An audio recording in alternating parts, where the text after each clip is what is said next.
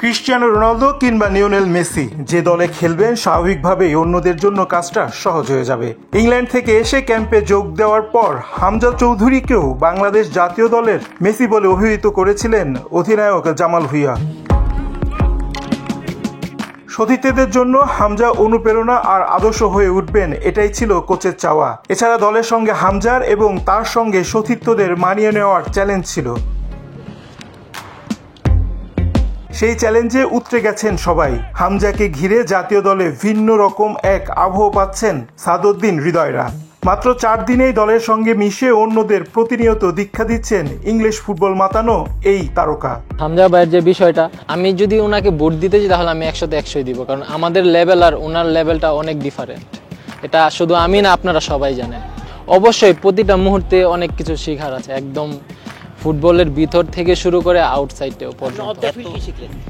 ওনার চলাচল খুব একদম সিম্পল, আসলে আমরা মানিয়ে নেওয়ার জন্য এটা খুব একদম এনজয় করছি আর কি। হ্যাঁ, সবসময় জিজ্ঞাসা করতেছি কি করলে ভালো হয়, কোনটা আমাদের জন্য বেস্ট, যেহেতু আমরা একই সাথে মিডফিল্ড পজিশনে খেলতেছি, তো সবকিছু পজিটিভ ওয়েতে আছে। অনুশীলনেও বেশ ফুরফুরে মেজাজে দেখা গেছে হামজাকে। মাঝে মধ্যে সতীর্থদের সঙ্গে হাসি ঠাট্টায় মারতে দেখা গেছে তাকে। সহকারী কোচ হাসান আল মামুন জানান, সকলকে উজ্জীবিত করার বিশেষ এক ক্ষমতা রয়েছে হামজা।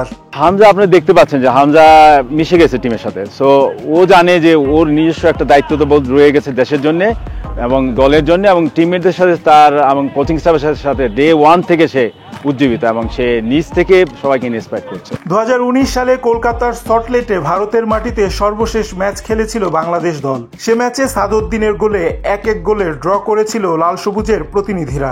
এবারও নিজেকে উজাড় করে দিতে চান এই ডিফেন্ডার।